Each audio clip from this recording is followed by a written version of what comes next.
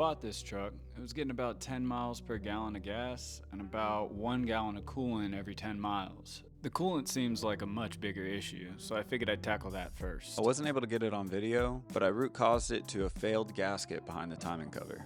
The biggest issue about this repair, the timing cover sits behind the water pump, which sits behind the fan, which also sits behind the alternator, and also the power steering pump bracket. So the real crux of this is getting everything out of the way while keeping track of all the corresponding bolts, which are all different sizes, have different sockets, and have different torque specs. Once I got the idler pulley removed, that gave me access to the harmonic balancer, which you need a specialty tool to be able to remove. Most auto parts stores have a rental program where you pay a deposit for the tool, and when you return it, you get your money back. Do not lose track of the Woodruff key. That holds this damper in place. I swear, every time I start a repair on this truck, I notice 3 other things that need to get repaired. The list keeps growing, but I gotta keep reminding myself that I chose this. And I guess this is the price you pay when you decide to DIY. But honestly, I wouldn't change a thing. Sure, I wish I was doing this in an air-conditioned garage instead of triple-digit temperatures, but after doing all this and slapping a fresh timing chain on there,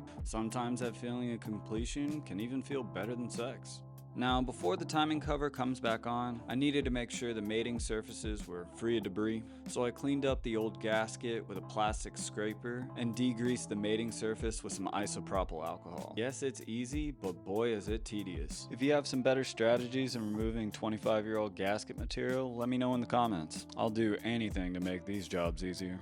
Now that we're over the hill of the removal process, the only thing that's left is putting everything back in reverse. If you took my advice in the beginning and kept track of all your bolts, this part's going to be the easiest part. But if not, I really hope you have a photographic memory or there's a supreme deity looking out for you, because missing or mismatched bolts can turn an easy repair into a really big headache. Oh yeah, if any of you viewers happen to have a radiator fan shroud for a 97 F250 with a 460 engine, please reach out, because I've lost track of the number of junkyard visits in search of one. But after bleeding the coolant in the system, I decided to tackle a little cosmetic fix.